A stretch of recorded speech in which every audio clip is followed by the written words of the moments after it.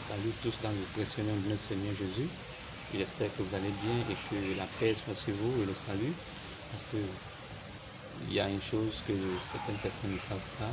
Le salut, c'est une personne et la paix aussi, c'est une personne. Voilà pourquoi je dis toujours aux gens, évitez de dire que vous priez pour la paix. La paix n'a pas besoin de nos prières. La paix, c'est un être divin.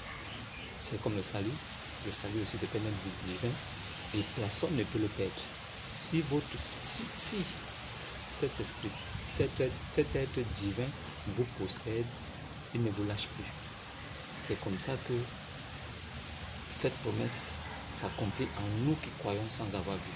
Voilà pourquoi Jésus-Christ est le bon berger et c'est le bon berger qui prend bien soin de ses brebis. Donc si vous dites que vous êtes chrétien et que vous pensez avoir changé de vie parce que vous êtes devenu chrétien, non, vous ne pouvez pas changer de vie parce que vous êtes devenu chrétien. Mais ce qui change en vous et ce qui renaît en vous, c'est la création de Dieu à son image. Ça veut dire que notre nous intérieur, ton toi intérieur est différent de ton toi extérieur. Ton toi extérieur, c'est ta chair. La chair là, le péché est renfermé dedans. Voilà. Mais ton toi intérieur, c'est ton esprit, c'est ton âme. Alors, Jésus-Christ apporte des précisions pour nous faire comprendre que quand nous changeons et quand nous acceptons, nous devenons une nouvelle créature. Parce que quand on parle de créature, si nous parlons de créature, nous parlons de création et nous parlons de créer. Regardez bien, créature, création, créer. Qu'est-ce que Dieu fit pour que l'homme vienne en existence? L'homme créé, Dieu créa l'homme. Dieu créa l'homme à son image. Voilà, c'est cette création-là, l'image de Dieu-là, que nous sommes à l'intérieur, cette partie invisible. C'est cette partie-là qui change. C'est cette partie-là où le Saint-Esprit vient se déposer. C'est cette partie-là qui devient sémence de Dieu. La partie chair continue à être la même chose. Vous pouvez toujours rester dans vos mêmes bêtises. Vous pouvez toujours continuer à avoir peut-être la même vie jusqu'au moment où le Saint-Esprit lui-même vous visite et vous fasse changer. Parce que ce n'est pas vous qui devez changer de vous-même en ce moment, mais c'est l'Esprit de Dieu qui vient en vous qui devra vous faire changer. Donc, je suis fatigué de voir des soi-disant chrétiens, soi-disant, qui dit que moi j'avais une mauvaise vie avant. Tu me connaissais avant. Oh, depuis que j'ai accepté Jésus, vraiment, j'ai beaucoup changé. En quoi? Tu as le même corps, les mêmes habitudes, la même façon de parler, les mêmes positions quand tu dors. Tu es la même personne. Rien n'a changé en toi. Mais c'est ce côté spirituel-là qui est invisible là. C'est cette partie-là qui a changé et qui est devenue sémence de Dieu. C'est cette partie-là qui aura droit au royaume des cieux. Ce n'est pas la partie chère. Donc, quand j'entends des gens dire que non, entrez au paradis, vous y serez fêtés, vous et vos épouses. Il s'agit là des choses charnelles, des choses de la chair. Les gens n'ont rien compris. En ce qui concerne Jésus-Christ, on ne parle pas des choses de la chair. Non. Si vous l'avez accepté et que vous avez pris votre baptême, vous devenez une nouvelle créature spirituelle. Pas une nouvelle créature charnelle. Non. Le corps est tellement souillé et impur, l'esprit ne peut pas venir rester sur le corps. C'est pas possible. C'est pas possible. Voilà pourquoi il est important que j'apporte cette petite parenthèse à ceux qui sont égarés. Ça veut dire que c'est des chrétiens de notre temps, des chrétiens à deux balles, des gens qui se disent chrétiens mais qui n'ont aucun fond dans la forme du chrétien, parce qu'on s'habille le dimanche, on va chauffer les bancs des assemblées, et même pas des assemblées, des églises, parce que le thème qui est souvent approprié et utilisé par ces gens, c'est à l'église. Donc il est parti chauffer le banc de l'église. Il ne sait même pas que l'église c'est lui-même. Et ces gens-là ont des pasteurs, ils ont des guides religieux qui n'arrivent même pas à leur dire les choses correctement, qui n'arrivent même pas à leur donner un enseignement correct qui leur permet de sortir des ténèbres à la lumière. Ils sont dans les ténèbres et ils ne le savent pas. Mais comment on peut faire? Obligé de parler comme ça. pour que celui qui tombera par hasard sur cette vidéo puisse jeter un coup d'œil.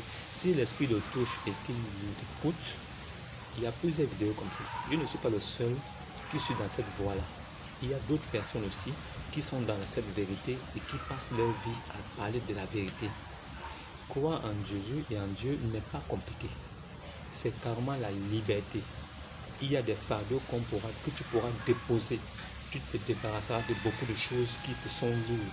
Voilà pourquoi Jésus a dit que ceux qui sont fatigués, venez à moi, je vais vous débarrasser de tous vos fardeaux. Parce qu'il sait qu'il est esprit. Et dans son héritage là, comme il est le Père et que c'est lui qui donne l'héritage, un Père ne peut que donner ce qu'il possède en lui. Ça veut dire que si Jésus va vous donner cette liberté, vous serez libre. La vérité va vous affranchir, vous allez devenir libre. Il y a des choses que vous allez comprendre. Vous allez arrêter de dire que je vais à l'église. Vous allez arrêter d'enrichir votre pasteur, de donner l'argent là-bas cadeau. Vous allez arrêter de chanter, danser, comme vous pensez que c'est chanter, danser là qui est important. Non, vous servez les œuvres de la chair, vous servez la chair. Spirituellement, vous êtes vide, les coquilles vides, il y a rien dedans. Vous ne connaissez même pas ce que c'est que l'Esprit Saint. Et vous ne connaissez même pas le rôle de Jésus dans votre vie. C'est vous qui dites que donne ta vie à Jésus. Est-ce que Jésus a besoin de ta vie? Toi-même, quand tu te vois sale comme tu es là, les mauvaises choses que tu fais, tout ce que tu as fait dans ta vie là, Jésus, il a besoin de ta vie pour faire comme ça. On te dit qu'il est le chemin, la vérité et la vie. C'est lui-même qui est la vie. Donc si tu vis là, c'est lui qui veut. Tu vas encore donner ta vie pour faire quoi? Il a besoin de ça. Est-ce que tu vois Jésus comme quelqu'un qui a besoin de ta vie? Il a besoin de ça pour faire ça. Lui-même, il est l'essence de la vie. Il faut faire ta vie. On te demande simplement de l'accepter et de croire qu'il est mort sur la croix pour tes péchés. Et de croire que Dieu qui avait promis dans l'ancienne alliance là, il devait venir là, rétablir une nouvelle alliance avec les hommes. Il devait marcher sur la terre là. Il devait accomplir certaines choses et il devait mourir sur la croix pour tes péchés là et repartir. On te demande de croire en ça. Si tu as cru, tu prends ton baptême. C'est sauvé, c'est fini. Il n'y a plus rien. Maintenant après, les enseignements vont venir. L'Esprit Saint viendra en toi et certaines choses vont venir. Il y aura des révélations qui viendront. Mais ne dis pas que non, c'est toi qui vas donner ta vie en Jésus. Je vais donner ma vie en Jésus. Il t'a demandé ta vie. Ta sale vie. Il va faire quoi avec ça? Donner ma vie en Jésus. Mon frère, donne ta vie en Jésus. Comme tu vois ces sorcières là. On vous dit que la femme n'a pas le droit de prendre l'autorité sur l'homme ni de prêcher. On dit que dans une église de saints, la femme n'a pas le droit d'ouvrir sa bouche. Il est malséant à une femme d'y parler. Mais vous mettez dehors, vous dites, mon frère, donne ta vie à Jésus. Les tâches ménagères sont finies. Tu n'as plus rien à faire.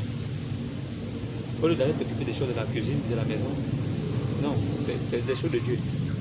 La femme n'a pas le droit de se mettre à la chair, de se tenir et de parler. La femme n'a pas le droit de prêcher. Même l'exemple de la plupart des femmes qui disent que non, elle est prophétesse là. Elle commence à parler là, c'est elle qui bénit les hommes là. C'est une maudite, c'est une envoyée de Satan. Celle-là, c'est Jézabel qui est là. C'est Mamie Wata que vous voyez devant vous. Les femmes de nuit, c'est elle qui est là. La femme n'a pas le droit d'ouvrir sa bouche dans une église de saints.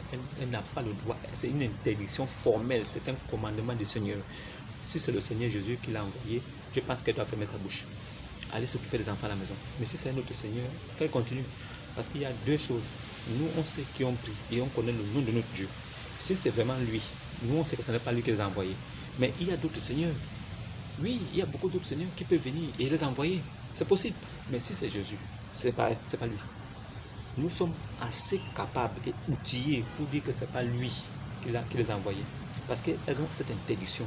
On dit si elles ont des doutes sur certaines choses et qu'elles s'interrogent, alors qu'elles interrogent leur mari à la maison, il ne lui aura pas permis d'y parler à l'église. Même parler, même c'est nauséabond. Nauséabond. Si elle ouvre sa bouche, c'est la saleté. Il faut qu'elle la ferme. Elle parlera à la maison avec son mari. Elle lui posera des questions quand ils seront allongés. Bébé, je n'ai pas compris telle chose. Comment tu peux être? Oui, il pourra l'expliquer. Maintenant, si lui n'a pas assez de révélation, il pourra demander au guide spirituel de leur assemblée. Lui pourra lui dire, oui, c'est ça, c'est ça, c'est ça. Comme ça, lui pourra maintenant expliquer à son tour à sa femme. Voilà, c'est des choses comme ça. Donc, il ne faut pas se perdre. Ne vous perdez pas. Chrétiens moribonds de notre temps. Faux chrétiens à 3 balles, 2 balles, que je rencontre partout là. Il n'y a pas beaucoup de chrétiens sur la terre. C'est moi-même qui vous dis ça. Et je vous mets au défi. Si vous voulez, vous essayez de rentrer en commentaire. En ce moment, je ne fais pas de direct. Le moment viendra, je ferai des directs et je vous dirai des choses. Vous allez comprendre que vous êtes loin. et que vos guides religieux qui vous entraînent là, ils vous ont amené dans l'obscurité totale, les ténèbres, vous ne voyez rien. Comme eux-mêmes ils sont dans le noir, c'est aussi comme ça qu'ils vous tirent. Quand un aveugle conduit un aveugle, ne savez-vous pas que les deux tomberont dans le trou? Les deux vont tomber et ils sont tombés. Donc ça veut dire que c'est des morts, tant même qu'ils sont vivants, ils sont morts, mais ils ne savent pas. Parce que le guide religieux, lui, tout ce qui l'intéresse, c'est de se faire de l'argent, c'est d'encaisser de l'argent. Prendre de l'argent, mettre dans sa poche, acheter une belle voiture, avoir une belle maison. Lui dit qu'il connaît le secret pour avoir l'argent. Mais le secret pour avoir l'argent, là, c'est dans vos poches, il prend ça. C'est-à-dire qu'il vous dit qu'il va prier pour vous, que les bénédictions viennent. Il vous dit qu'il va prier pour vous, pour que vous soyez riches. Lui aussi, en même temps, il prie aussi pour que Dieu lui bénisse. Mais Dieu va le bénir à travers vos poches. C'est dans vos poches qu'il va prendre pour acheter une belle voiture. Dans vos poches, il va prendre pour construire sa maison, pour envoyer ses enfants en Europe étudier. Pendant ce temps, vous vous moisissez. Vous êtes tous dans les mêmes maisons en location. Vous êtes pauvres. Vous vous empauvrissez encore. Parce que vous n'avez pas compris les Écritures. Vous n'avez pas compris que le temps de la sacrificature est passé. En ce moment, l'homme n'a pas besoin d'un sacrificateur. L'homme a besoin de Jésus-Christ seulement. Nous sommes au temps de la grâce. Au temps de la grâce, tu n'as pas besoin que quelqu'un prie pour toi. Tu as besoin que quelqu'un t'aide dans la prière. Si les mots te manquent, le Saint-Esprit te mettra ça en esprit. Il te mettra ça en cœur. Il faut seulement que tu acceptes que Jésus-Christ est Seigneur et Sauveur, que tu prennes ton baptême. Le reste là va venir. Pourquoi vous ne comprenez pas ça? Ces gens-là, ils se prennent pour des rois. Ils se prennent pour des grandes personnes, des personnalités. Mais ils prêchent qui? Mais s'ils se prêchent eux-mêmes, d'accord, mais s'ils prêchent Jésus-Christ, c'est Jésus-Christ qui est le patron de la société. Cette société dans laquelle moi je parle, cette entreprise dans laquelle moi je parle, c'est mon patron, c'est Jésus-Christ. C'est lui mon patron. Je ne peux que faire et dire ce que lui a fait et il a dit. Pas plus, pas moins. Si je vais à l'encontre, je suis maudit. C'est comme ça qu'ils sont vos pasteurs qui vous disent n'importe quoi. Ils sont des maudits, des maudits. Mais vous ne savez pas. Parce qu'ils vous bloquent avec des fétiches. Certains même vont faire des fétiches pour faire des miracles. Aujourd'hui, c'est les églises des miracles. Il faut faire des miracles pour que, oh, il a fait de prophétiser. Oh, il a prophétisé. Il a prophétisé quoi? Qu'est-ce qu'il va prophétiser? Qu'est-ce qu'il va faire de nouveau sur la terre que Jésus-Christ n'a pas fait? Jésus-Christ est allé même jusqu'à ressusciter les morts. Il va faire quoi? Les gens ont vu Jésus ressusciter les morts. Les gens l'ont vu même se ressusciter. Mais beaucoup n'ont pas cru en lui. Donc lui, quand il ressuscite, il fait des petites incantations, là, il fait tomber les gens. Fire! Fire de quoi? Fire quoi? Fire de Koussiki. Satan, tu es tué. Satan, tu es abattu. Satan, tu es piétiné. Je piétine. Tu piétines quoi, mon frère? Satan n'est pas ennemi de Dieu. Satan, c'est même le bon petit de Dieu. Dieu lui-même qui a créé Satan. Il a créé Satan pour les jours du malheur. Ça veut dire que Satan est là pour un rôle précis. Et c'est Dieu qui lui a donné ce rôle-là. Vous ne pouvez pas le taillader, le tuer, le piler. Vous ne pouvez pas tuer Satan. C'est impossible. Vous pouvez seulement prier pour qu'il s'éloigne de vous. Voilà, ça veut dire que comme la terre est peuplée, ça veut dire que si vous priez sans cesse, vous le permettez de s'éloigner. Ça veut dire que la prière le repousse et il va faire ses bêtises ailleurs. Mais dire que vous allez le tuer, vous ne pouvez pas. Parce que le temps n'est pas encore arrivé pour que Dieu puisse l'attraper et le jeter dans le feu. Le temps n'est pas arrivé. Vous le tuez comment? Vous le taillez comment? Vous le jetez dans le trou? Vous le piétinez comment? Certains même font les coups de poing. Et un esprit, il n'est pas devant toi, il n'est pas derrière toi. Tu sais qu'il est où? Un esprit est partout à la fois. C'est dans vos communautés, vous taillez Satan. Vous tailladez, vous piétinez. Vous écrasez, Satan, écrasez, Satan, écrase. Vous êtes lamentable. Vous faites même pitié. Vous pouvez écraser Satan. Quelqu'un là où Dieu fait sa réunion et Satan vient, Dieu lui pose la question. Ah, petit, tu étais où? Il dit, ah, papa, j'étais en train de me balader sur la terre, là, j'ai mis promener. Dieu lui dit, mais quoi? Tu n'as pas croisé mon frangin, mon bon petit là-bas, mon bon petit faf solide là, Job. Il dit, ah, tu penses que Job, il est fidèle à toi comme ça pour prendre ça, tu l'as béni. Donc ça veut dire que c'est Dieu qui bénit. Dieu dit, ah bon, tu penses que c'est parce que je l'ai béni qu'il est intègre? Satan dit, mais bien sûr, tu penses que quoi? Permets-moi un peu de le toucher un peu là, le malheur rentre un peu dans sa vie, tu vas voir comment il va changer la vie. Dieu a dit, ah bon, ok, vas-y, mais je ne te permets pas de tuer sa vie. Ça veut dire que Dieu a donné la permission à Satan d'aller attaquer Job, de le dépouiller, de le tuer ses enfants, de le rendre pauvre, misérable, de lui mettre des maladies au corps. Mais Satan était incapable de lui prendre sa vie parce que Dieu avait bloqué ce côté-là. C'est Dieu qui permet. Et après tout ça, le diable s'est rendu compte que ce n'était pas à cause de la bénédiction que Job adorait Dieu. Et il le respectait. Dieu a dit à Satan, tu as vu avec tes yeux. Après tout ce que tu as fait, il m'est resté fidèle, non? Dieu l'a béni 3 fois plus. Il faut comprendre les révélations. Ne soyez pas perdus dans vos bêtises, des gens qui vous prennent la tête, des faux pasteurs qui ne vous disent rien de bon, mais qui vous amènent en enfer.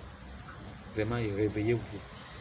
Et que Jésus-Christ vous visite et que son Esprit Saint vraiment vienne camper autour de vos maisons et que votre esprit s'ouvre et que la lumière soit pour que vous compreniez dans quoi vous êtes. Là où vous êtes dans votre congrégation, là, ce n'est pas Jésus-Christ que vous priez. Vous priez forcément notre Seigneur, mais pas Jésus. Parce que celui qui vient de Dieu, là, il dit les paroles de Dieu et il fait les choses de Dieu. Que la paix soit sur vous et que Jésus-Christ vous visite dans la paix. Shalom à tous.